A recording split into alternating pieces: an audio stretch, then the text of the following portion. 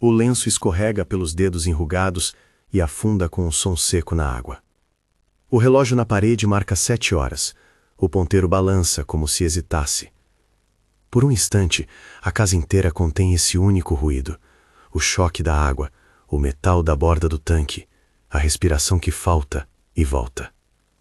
Quando a mão de Camila mergulha e puxa Maria para fora, o corpo da velha mulher treme como uma mesa que acabou de ser empurrada. O lenço molhado escapa-lhe da mão e cai no chão, espalhando um cheiro de tecido úmido que parece mais pesado do que seria possível. Roberto corre pelo corredor, os sapatos fazendo eco nas tábuas. Ele já costumava chegar atrasado a reuniões, nunca a uma emergência. Ao entrar na cozinha, vê a mãe sentada na cadeira, com as bochechas molhadas e o olhar de quem tentou dizer algo e não conseguiu. Érica aparece atrás dele, a pantufa quase silenciosa, a mão firme no braço de Maria como se segurasse não só a mãe, mas também a narrativa da casa. O que aconteceu? Pergunta Roberto, a voz cortada pela pressa. Camila responde apenas com olhos que grudam na poeira dos móveis, como se ali estivesse registrada uma história inteira. Ela ajuda Maria a se secar, dobrando o lenço com cuidado. Maria tenta falar. As palavras vêm em fragmentos, cada uma pesada, como pedras jogadas numa água escura. Ouça, sussurra ela, e a frase é uma súplica que atravessa a sala inteira. Élica tem o rosto controlado, os cantos da boca quase não se movem. Em seu tom há uma economia de palavras que sempre funcionou como verniz para as decisões da casa, as contas pagas, os convidados encaminhados, a rotina moldada. Mas o verniz treme quando Maria estende a mão e, com as unhas, busca algo no bolso do avental. O movimento é lento, determinado. Há uma pequena protuberância de papel, o formato de um envelope antigo. Camila observa, e naquele olhar cabe uma vida de silêncio. Ela foi mais que empregada naquela mansão, foi guardiã de pequenas verdades, não por heroísmo, mas por costume e por medo. Desde que fora contratada, aprendeu a reconhecer as sombras, onde as vozes se calavam, quando as portas se fechavam. Agora, com a casa aberta pela água e pelo lenço que afundou, Camila respira como quem retira um objeto da gaveta da própria memória. O envelope é pesado quando chega às mãos de Roberto. O papel está amarelado, o selo corroído pelo tempo. Há marcas de um carimbo que o vento do esquecimento tentou apagar. No canto, uma palavra manuscrita que salta como uma pedra. Filho. Só a palavra, simples, direta, capaz de abrir um abismo. Roberto sente algo ceder no peito. Não é só a frustração, é a percepção de que vários atos pequenos, durante décadas, construíram um muro que agora vibra com o primeiro golpe. Ele olha para Érica e busca nela uma posição, um esclarecimento. Érica, perfeitamente calculada, diz que tudo está sob controle, que ali há documentos antigos e que eles devem ser cuidados com privacidade. Seu tom é pragmático. Nele não há surpresa, há manutenção. Camila insiste. O envelope não foi sempre guardado com discrição por acaso. Ela fala com a voz rachada de quem conta o que vinha sendo guardado debaixo do cetim da casa. Lembra das cartas deixadas em um armário pouco utilizado, dos envelopes que chegavam e ninguém abria. Lembra de um pequeno fundo que alguém criara em segredo, não para esconder, mas para sustentar algo que ninguém admitia. Ela fala baixo, não por covardia, mas por respeito àquelas memórias que pedem para não virar espetáculo. O nome da cidade está aqui, diz Roberto, a voz distante. São Bento. O nome acende uma outra luz, um lugar pequeno de praças e oficinas, onde as histórias não se perdem tão facilmente.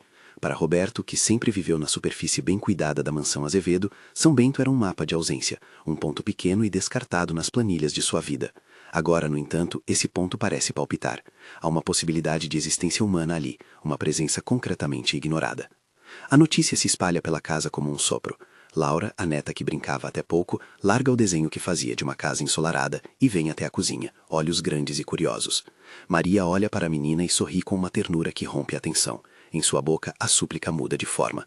Não é mais apenas por si, é por justiça silenciosa, por reconhecimento. Os minutos seguintes são um conjunto de pequenas decisões. Chamar um advogado, verificar documentos, preservar a privacidade. Roberto segrega as urgências em caixas mentais, a saúde da mãe, a reação da imprensa se isso vazar, a economia da família, mas o que o inunda é outra coisa, um desconforto antigo que agora tem nome. Ele lembra de raras ocasiões em que sua mãe se distraía e falava de um menino que gostava de violões, de uma visita breve que trazia presentes simples, de um cuidado que não era para casa, mas para alguém que vivia longe. Agora tudo aquilo se encaixa como peças de um quebra-cabeça que ninguém, até então, resolveu olhar. Depois do primeiro turbilhão, Camila toma uma atitude que parece tanto natural quanto inevitável. Ela sobe ao sótão. As tábuas rangem sob seus pés, o lugar guarda cheios de tempos diferentes, madeira seca, capa de móveis, papéis que respiram na penumbra. Camila remexeu nos baús com o cuidado de quem não quer despejar lembranças ao vento. Ali estava o que procurava, mais envelopes, algumas fotografias desbotadas onde alguém menor aparece de lado, numa cadeira simples, um violão apoiado no colo. Havia também uma carta, parcialmente legível, e o carimbo de São Bento. Ao ler as linhas antigas, Camila sente algo como uma confirmação que é ao mesmo tempo alívio e dor. Ela não tinha se atrevido a dizer até agora. Parte dela preferiu a omissão, por medo, por lealdade mal interpretada, mas houve sempre um cuidado. Pequenas transferências, mesadas discretas, um cartão postal aqui e outro ali. Não eram dádivas ostentosas, eram costuras de afeto para remendar a invisibilidade. Roberto observa tudo e tenta compor uma sequência lógica. A palavra filho bate como um martelo contra sua consciência. Ele percebe falhas em sua própria escuta. As vezes em que interrompeu a mãe, as conversas que deixou para depois, as visitas que considerou supérfluas. Há uma culpa clara, não simplesmente por desconhecer, mas por permitir que uma voz fosse abafada dentro de sua própria casa. A presença de Érica torna tudo mais densa. Ela não grita, não é necessário. Seu método é outro. Ordens sutis, limites econômicos, a redefinição do que é prioridade.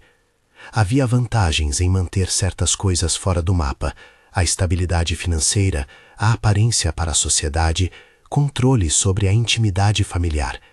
Mas o envelope mostra que o custo dessa estabilidade foi um silêncio doloroso. Roberto encara a nora e sente que o que precisa ser confrontado não é apenas ela, mas as justificativas que ele mesmo aceitou ao longo dos anos. O primeiro resultado prático vem de uma conversa rápida com o advogado da família. Não há termos técnicos que interessem ao leitor. Importa apenas que Roberto ponha em movimento um processo de verificação.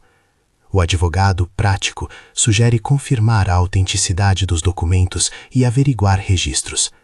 Roberto então fecha a pasta, respira e decide. Vai a São Bento. Precisará de respostas diretas, não de meias palavras. Camila fica encarregada da mãe. Laura, pequena e curiosa, observa com olhos que já aprenderam a distinguir o que é verdade e o que é costume. A viagem a São Bento é uma mudança de ritmo. A mansão perde a grandiosidade dos seus detalhes, e na estrada, Roberto se dá conta de quanto silêncio já foi pago com espaços vazios. A cidade acolhe-o com a moderação de uma vida que conhece as suas histórias de rua, barbearias, padarias, um comércio onde quase tudo é conhecido pelo nome. O som da serra e o cheiro de cola quente das oficinas compõem um ambiente que parece destoar do luxo calculado de sua casa. A oficina de Samuel não é elegante. Paredes marcadas pelo tempo, bancadas cobertas de raspas finas, suportes com formas de cordas e madeiras encostadas. Há um violão numa cadeira, as cordas marcadas pelo uso, o verniz com micro-arranhões que contam horas de trabalho. Um homem trabalha ali com mãos firmes, cujos dedos conhecem as voltas da madeira. O rosto é comedido, a estatura menor que a média, a postura inteiramente profissional. Ele olha com curiosidade, mas não com desconfiança imediata.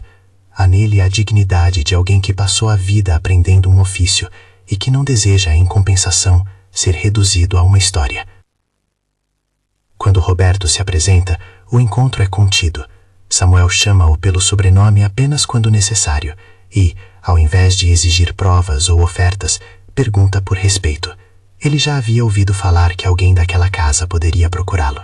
Em São Bento as notícias viajam, mas também se misturam com mitos. Samuel tratou dos boatos como tratava madeira, lixando, até chegar ao ponto em que algo útil se revela. Eu não vim atrás de dinheiro, diz Samuel numa das primeiras frases que trocam. Sua voz não carrega amargura, apenas firmeza. Eu só quero ser tratado como alguém que tem direito a decidir. Roberto sente mais que ouve. É como se uma cortina fosse puxada da frente de seus olhos. Tudo o que passou por ele, todas as decisões tomadas na mansão Azevedo, assumem uma nova luz.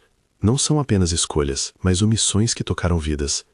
Samuel fala de sua oficina, do cuidado com cada instrumento, do respeito dos clientes que chegam e saem. Ele mostra um violão. Ao tocar, as notas saem claras, sérias. É impossível não notar a habilidade, a concentração, o cuidado. Enquanto falam, Roberto percebe que Samuel não é um símbolo. Não é um case que precisa ser resolvido. É um homem com preferências, com orgulho no trabalho manual, com uma vida que deu forma no silêncio de gestos concretos. O polimento de uma madeira, o ajuste de uma corda. E essa realização torna qualquer impulso de arregimentar justiça numa pressa vazia. Reconhecimento, se houver, precisa ser feito com consentimento. Samuel tem que escolher como e quando isto será conhecido. É ele que deve comandar a exposição ou a preservação de sua história. Camila, que acompanhara Robertos e ouvira os fragmentos daquela conversa por mensagem, sentia um alívio contido e, ao mesmo tempo, uma ansiedade pela próxima etapa. Ela sempre soube que o segredo podia vir à tona, mas jamais acreditou que o momento chegaria sem violência adicional. Agora, porém, a possibilidade de reparação estava ali, maleável, pedindo por cuidado. Roberto volta a São Bento 2 vezes naquela semana. Cada visita é uma tentativa de aprender a colocar-se no lugar do outro, ouvir mais do que explicar, aceitar limites, perguntar mais do que supor. Ele percebe sua própria ignorância sobre a vida que se desenrolou fora de seus privilégios. E é constrangedor, na medida certa, reconhecer não apenas a negligência dos outros, mas a sua própria. No retorno à mansão, as coisas não voltam à estaca zero. O envelope ainda repousa sobre a mesa de jantar, agora coberto por uma cartela de post-its. Nomes, datas, decisões a tomar. Roberto começa a fazer mudanças práticas. Camila recebe a proposta de um cargo de confiança. A ideia é que ela continue cuidando da memória da casa com reconhecimento e estabilidade. É um gesto pequeno, mas cheio de significado. Reparar quem foi fiel sem exposição. Érica reage com a calma que se diz forte, mas que é apenas um modo de manter o controle. Ela sugere medidas discretas, propõe afastamentos temporários. Tenta traduzir a crise em uma equação de reputação. Roberto, por sua vez, percebe que a questão moral daquele momento exige algo diferente dos mecanismos de gestão a que habitualmente recorre. Não se trata apenas de preservar a imagem. Trata-se de ouvir e de reparar. Ele sabe que terá de enfrentar não apenas a nora, mas a própria tendência a simplificar conflitos em números e protocolos.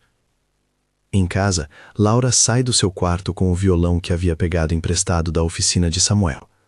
As notas que solta são breves, mas para quem esteve dentro daquele turbilhão, soam como prova de que a vida ainda pode continuar com dobras mais suaves. Maria, observando a neta, segura um envelope numa mão e na outra um copo com chá morno. Seus olhos brilham. Em poucos minutos, o que parecia um evento pontual, o lenço que afundou, transforma-se numa série de decisões que ressoam por toda a família. Mas nem todas as reações são compassivas. Há vergonha enraizada no comportamento de alguns vizinhos, há murmúrios inevitáveis e interesses que rondam como aves de rapina, prontos a aproveitar qualquer escândalo.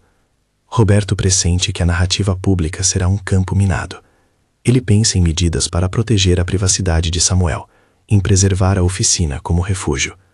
Samuel, por sua vez, deixa claro que quer escolher o modo e o tempo de qualquer exposição. Essa postura requer paciência, um tipo de resposta que não é confortável para quem sempre teve o poder de acelerar processos e transformar decisões em ordens. Numa manhã chuvosa, Camila encontra-se com Maria e, com delicadeza, pergunta o que ela realmente quer. Maria responde que não quer ostentação nem vingança. Quer, antes de tudo, que a sua verdade seja reconhecida, que a criança que foi carregada no colo uma vez e cujo rosto ela guardou em silêncio seja tratada com a dignidade que lhe foi negada.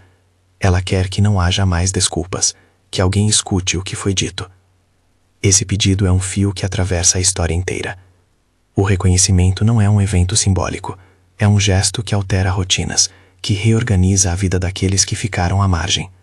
Para Roberto, o reconhecimento implica ajustes práticos, sua presença mais constante, conversas sinceras com sua mãe, reforçar o papel de Camila na casa e, quando chegar o momento, abrir espaço para a possibilidade de Samuel escolher. O que antes era uma questão privada transforma-se numa obrigação moral. A tensão cresce por dentro quando Érica se defende com a aparência de normalidade. Ela argumenta que a exposição poderia prejudicar tanto o nome da família quanto a saúde de Maria. Há verdade nisso. Há também um desejo claro de manter o controle. Roberto percebe que essa é a hora de escolher um caminho que leve em conta tanto a proteção quanto a transparência. Não será fácil. A casa que ele construiu com seus silêncios agora pede trabalho. E trabalho não é um slogan. É presença. É consulta a Samuel. É aceitar que a reparação pode ser lenta e não heróica. A partir de São Bento, chegam pequenos sinais. Clientes que reconhecem os instrumentos do artesão, cartas de apoio enviadas sem alarde, telefonemas discretos de pessoas que conheceram Samuel e confirmam sua dignidade. Essas confirmações equilibram a balança, mas não a fecham. Roberto volta para casa com a convicção de que precisa ser a ponte entre mundos que jamais conversaram: a oficina e a mansão, a simplicidade e o luxo, a voz contida e a voz que agora precisa ser ouvida. Na noite em que ele chega, há um momento de silêncio entre as paredes da sala de estar. Laura dorme com o violão no colo, a madeira repousa como se também ela quisesse descansar. Maria dorme sentada, o envelope ao lado, como quem guarda uma última chama. Roberto observa as luzes que se apagam e, pela primeira vez em muito tempo, não sente pressa em reverter o sono alheio com ordens e planos imediatos. Ele entende que a reparação será feita em passos discretos, pagamentos que reconheçam serviços prestados, espaço para que Samuel venha quando quiser, a formalização de um vínculo que não deve ser forçado. Ainda assim, há pressa no ar. A notícia poderia escapar, e com ela viriam pressões que atrapalhariam o curso do que todos querem ser justo. Roberto sabe que há decisões urgentes a tomar, medidas de proteção para a mãe, a garantia de que Samuel não será exposto sem consentimento, o enquadramento de Camila em um papel que a valorize. Ele também sabe que terá de falar com Érica de maneira direta, que seu silêncio cúmplice já não lhe é mais conveniente. A história, entretanto, não está pronta. Nos dias que seguem, Roberto se depara com uma verdade básica e incômoda. Reparar exige tempo, e tempo corrói a ilusão de soluções rápidas. Há documentos a validar, testemunhas a ouvir, acordos a propor. O envelope amarelado permanece sobre a mesa como um marcador, uma lembrança de que a casa inteira, e não apenas um indivíduo, tem dívidas a saldar. Em São Bento, Samuel volta ao trabalho. Ele encaixa uma peça de madeira com a paciência de sempre. Ao trabalhar, espreguiça-se para responder a uma mensagem no telefone e sorri por algo pequeno.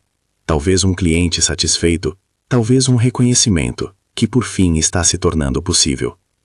Ele não quer holofotes, quer ser ouvido. A escolha de manter sua história longe das manchetes é tão respeitável quanto qualquer reivindicação pública. E isso exige de Roberto, de Camila e de Maria uma escuta que vá além do gesto simbólico. Numa tarde em que a luz entra inclinada pela janela da oficina, Roberto observa Samuel tocar. As notas correm entre os martelos e as formas de madeira, e por um breve momento, tudo parece se encaixar. O reconhecimento, a possibilidade de reabilitação da memória, a oferta de ajuda concreta para que a oficina prospere. Mas assim que se forma esse balanço de esperança, outras questões retornam com peso. Como proteger a família dos olhares invasivos? Como manejar a resistência interna de quem prefere o silêncio? Como dar a Samuel o espaço para decidir, sem que isso se transforme em mais um gesto paternalista? Roberto respira fundo. Ele sabe que a próxima conversa com Érica será difícil. Sabe também que alguns membros da família podem resistir. Mas há algo maior do que disputas. A necessidade de olhar para aqueles que foram mantidos à margem com respeito e dignidade. O envelope na mesa, as fotografias amareladas, as transferências discretas, tudo isso exige uma mudança que não cabe em um único gesto. Quando sai da oficina, o céu está cinzento, e a cidade parece pegar fôlego antes de uma chuva. Roberto dirige de volta com a sensação de que algo mudou definitivamente dentro dele. Ele carrega nas mãos não só o peso do envelope, mas a percepção de sua própria participação no silêncio. A estrada de volta é longa.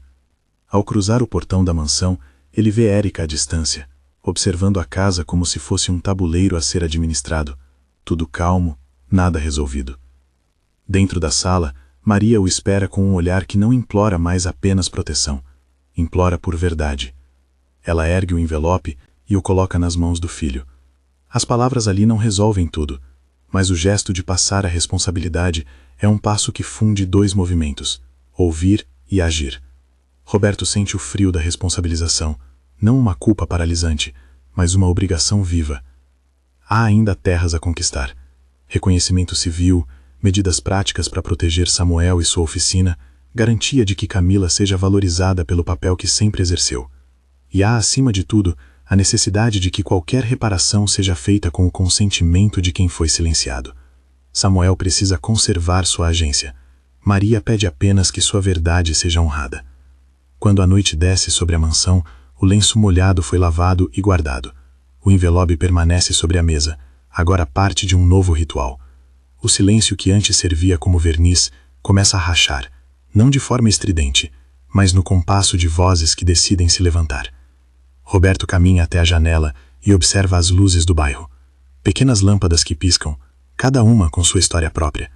Ele sabe que a jornada será longa e que a casa, a cidade e mesmo a família terão de aprender a ouvir de novo.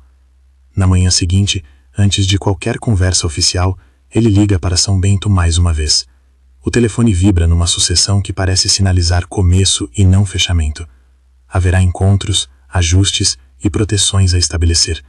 Haverá resistência, haverá lágrimas, haverá também momentos de ternura inesperada, como Laura aprendendo a dedilhar um acorde com Samuel, ou Camila recebendo pelo trabalho que sempre fez por amor. Mas nesse ponto de transição, algo permanece indefinido.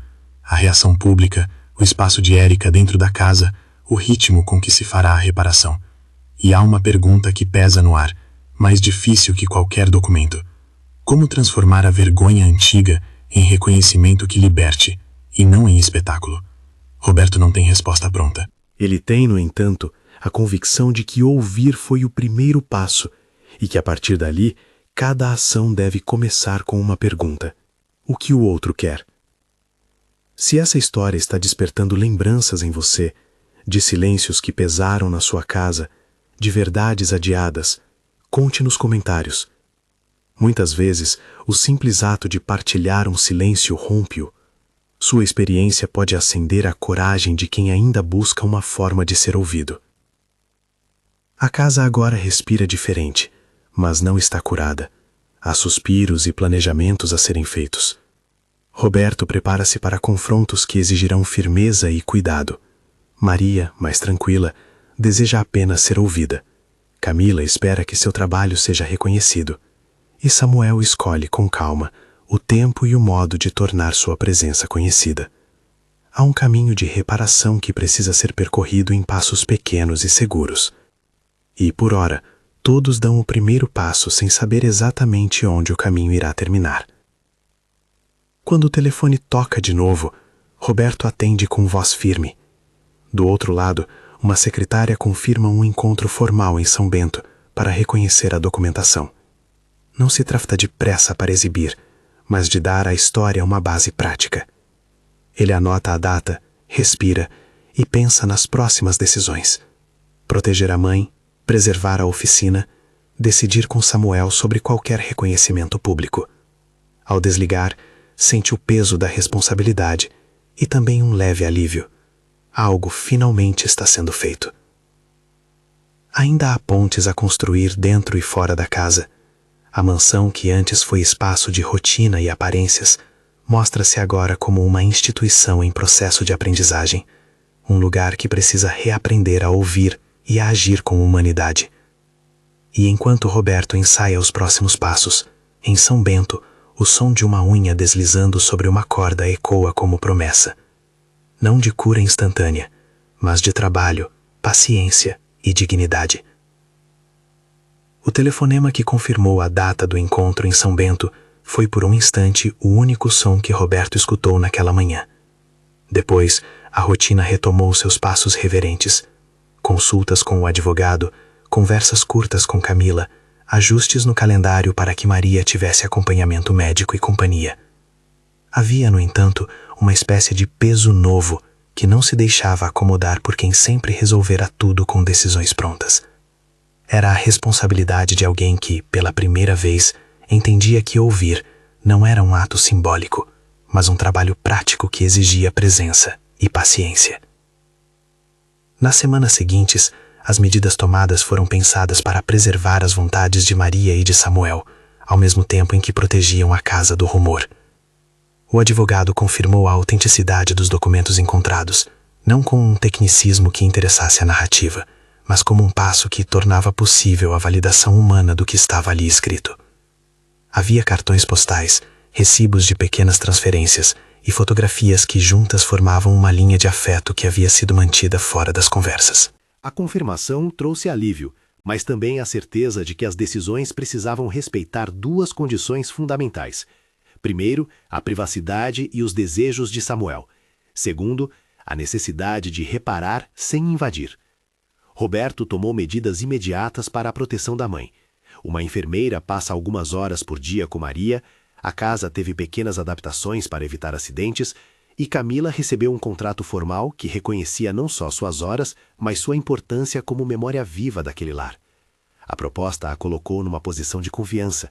Ela agora cuidaria da organização de documentos, do contato com Samuel quando necessário e do arquivo afetivo da família.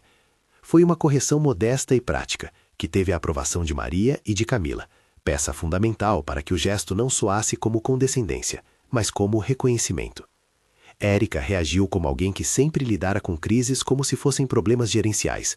Sugeriu comunicados curtos, pediu tempo para estruturar respostas e tentou consolidar a narrativa de que aquilo tudo era um episódio sensível, mas administrável.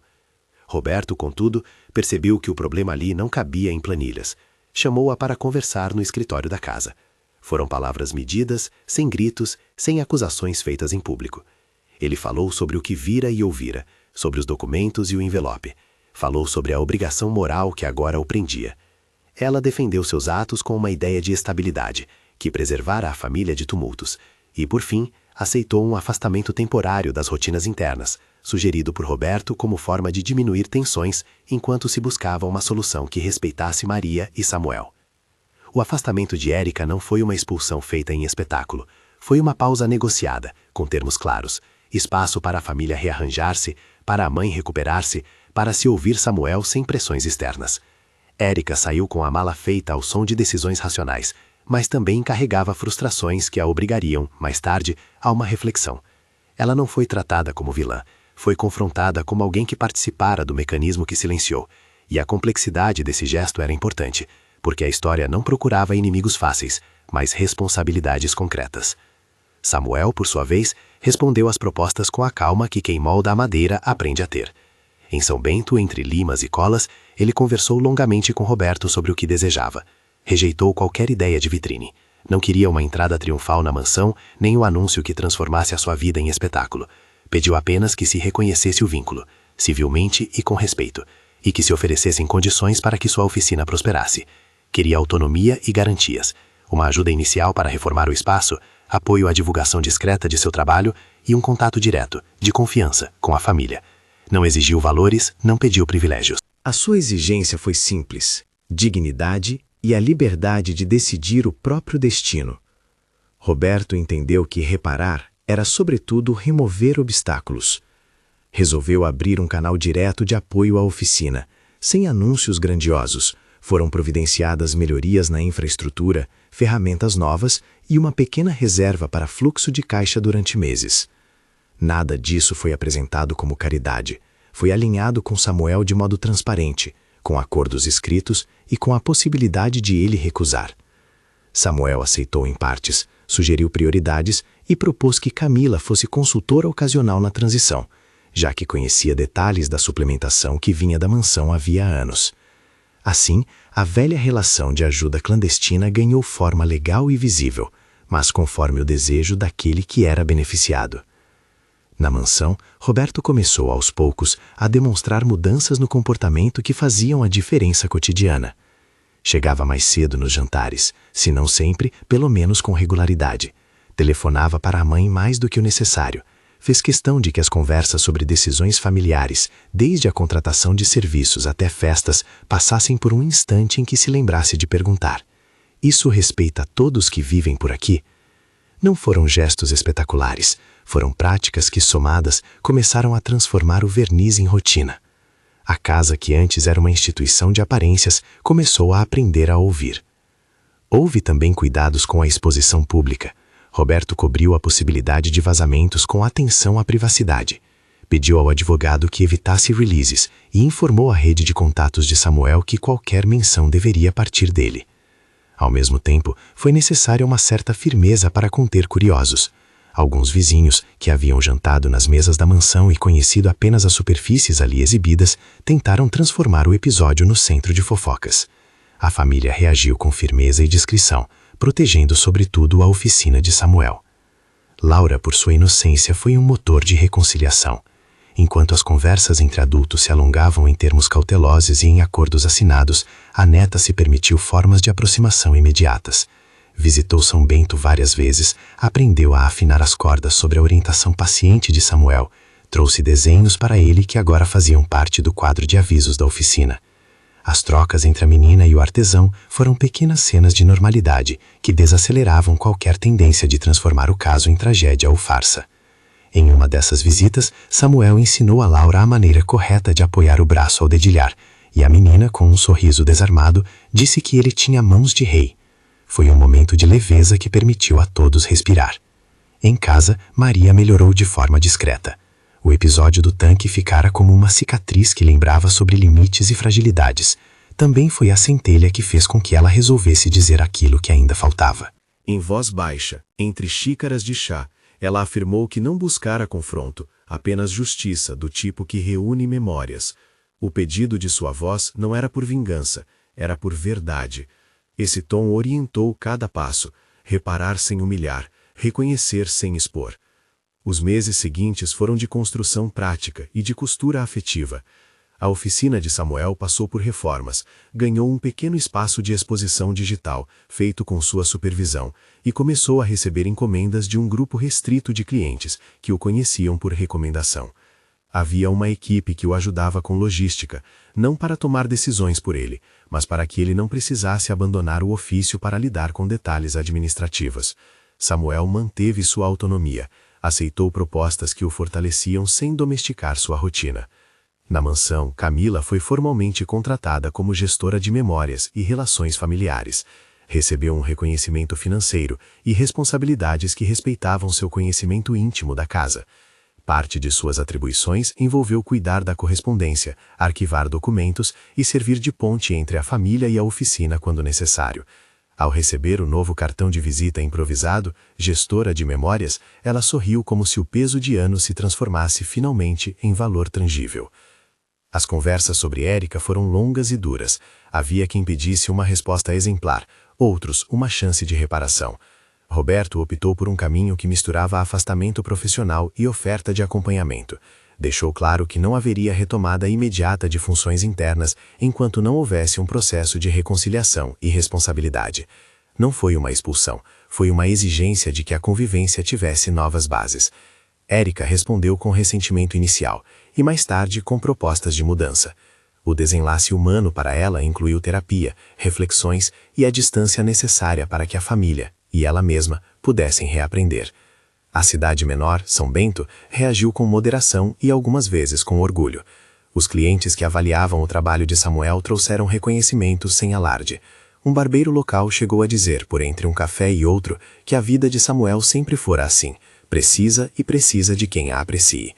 Essa discreta validação serviu para amortecer a pressão externa que poderia ter transformado o gesto do reconhecimento em notícia de página única.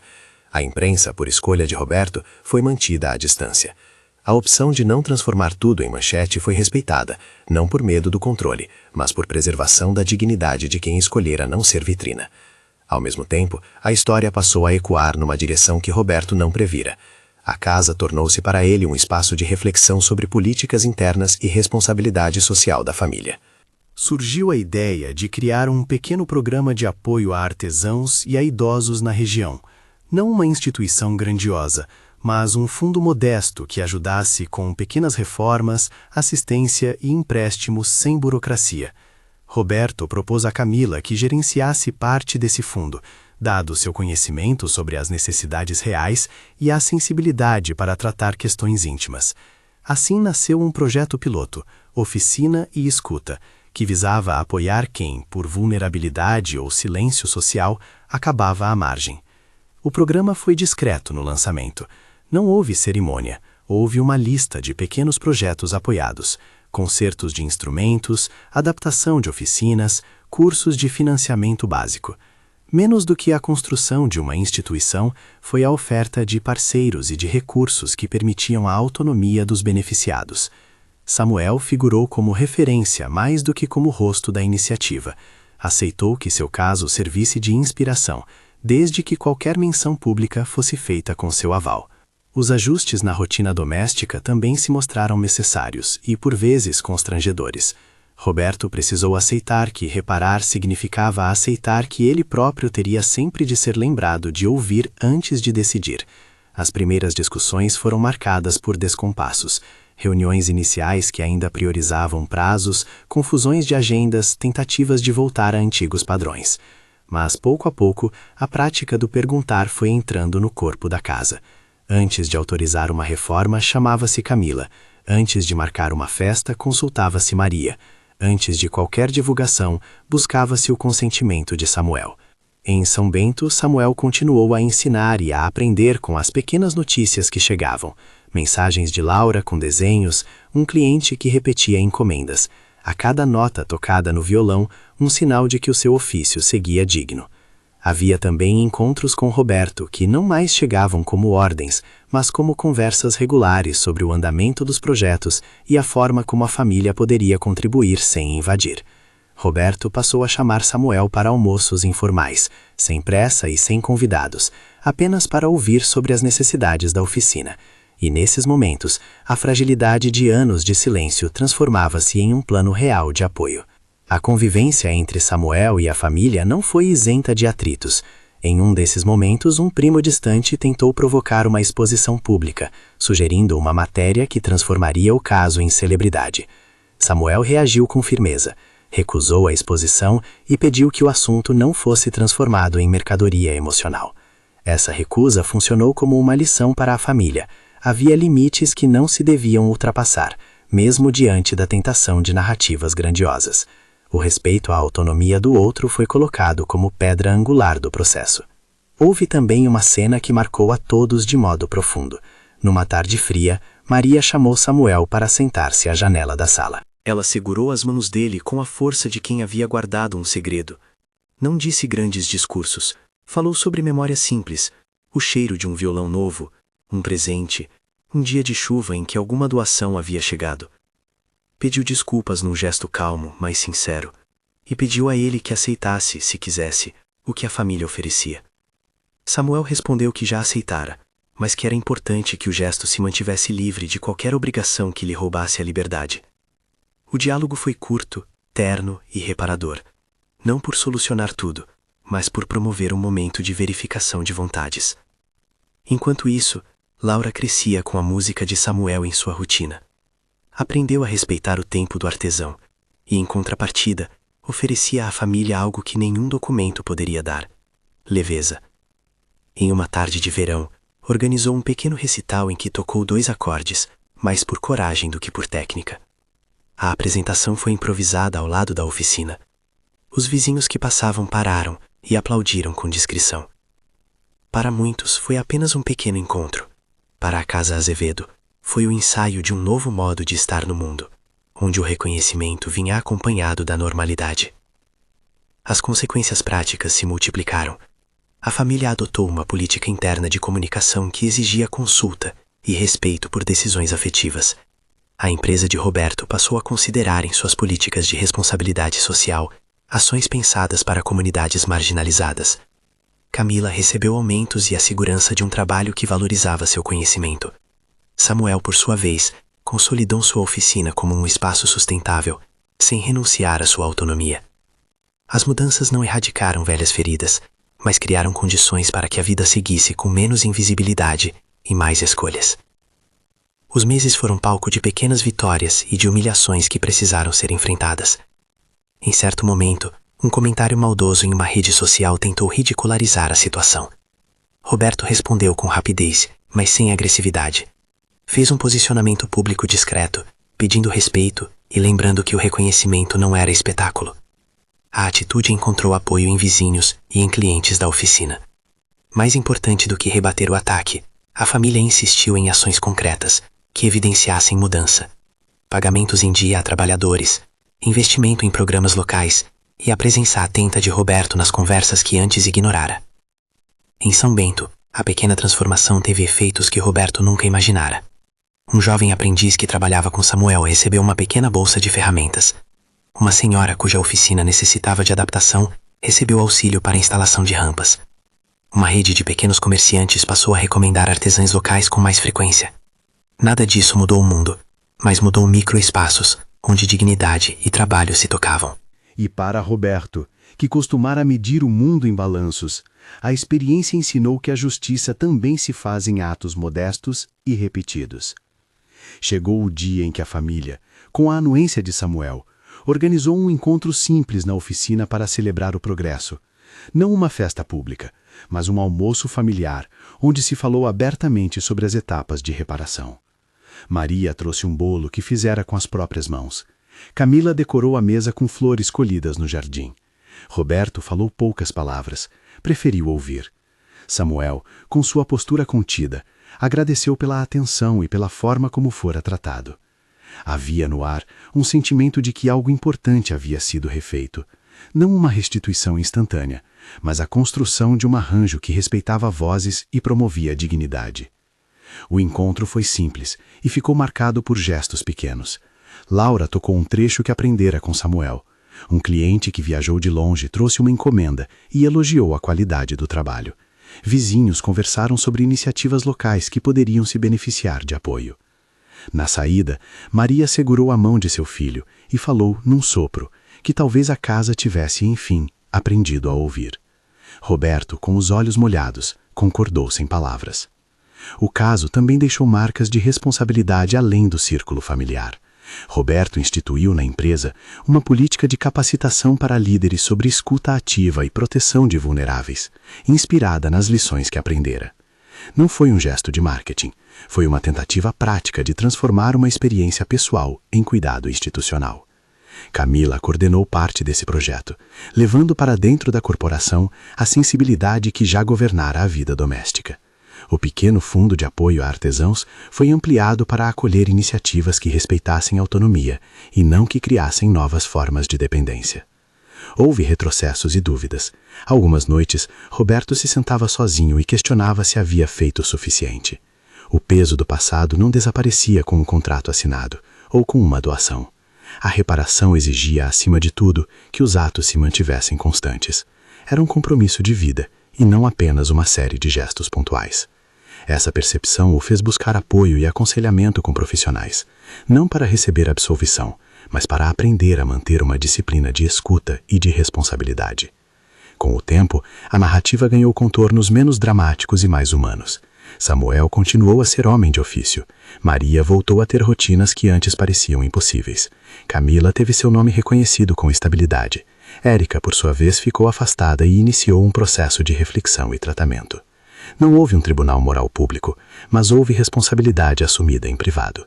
A transformação não foi completa nem sem dor, mas permitiu que as vozes outrora abafadas encontrassem espaços para existir. No epílogo silencioso dessa fase, algumas cenas ficaram gravadas. Laura afinando um violão na penumbra, Samuel consertando a tampa de um instrumento com a mesma paciência de sempre, Camila, que trouxe um álbum antigo para que Maria o revisse, Roberto, que aprendeu a sair de uma reunião mais cedo para simplesmente ser presença. Essas cenas, surgidas do cotidiano, foram um sinal de que a casa começava a costurar uma nova rotina, uma rotina feita de perguntas antes de ordens, de escolhas antes de imposições. Na vizinhança, as mudanças também provocaram efeito. Pessoas que antes se sentiam invisíveis, sentiam-se agora, ao menos, ouvidas. O pequeno programa de apoio cresceu em alcance e em legitimidade, não porque buscasse holofotes, mas porque atendia a necessidades reais. O que começou como uma crise doméstica transformou-se gradualmente numa oferta de solidariedade que respeitava o outro. E Samuel? Continuou a escolher seus horários, a negar entrevistas, a receber clientes na oficina de sempre. Aceitou com cautela algumas parcerias que o deixavam mais livre. A sua estatura, que nunca fora assunto para ele mesmo, deixou de ser o centro das atenções. O que importou foi a sua habilidade, sua autonomia e o desejo de viver uma vida que ele mesmo arquitetava.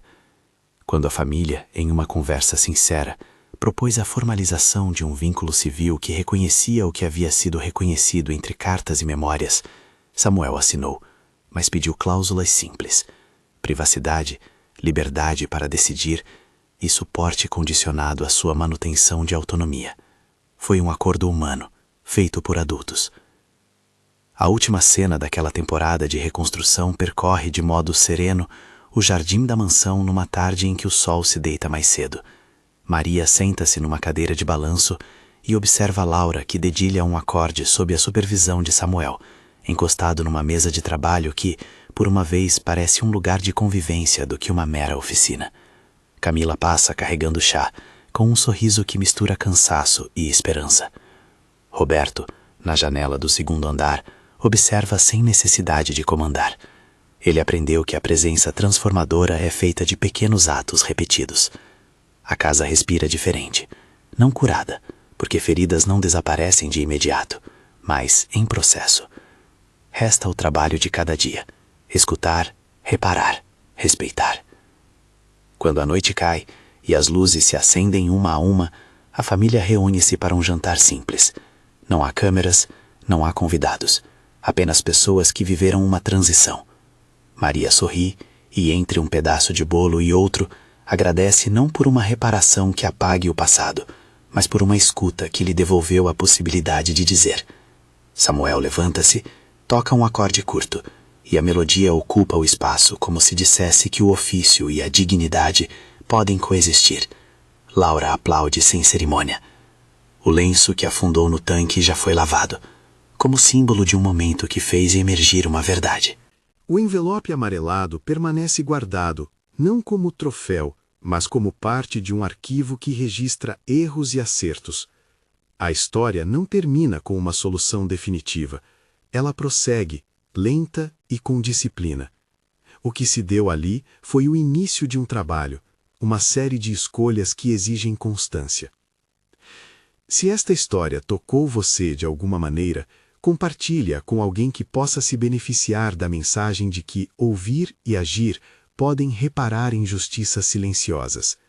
Se você conhece uma situação de violência contra idosos ou de invisibilidade que precisa ser atendida, procure serviços locais de proteção e apoio. Conversar com uma instituição de confiança é sempre um primeiro passo. Pequenas ações podem transformar vidas. Às vezes, o simples ato de escutar é o começo da mudança.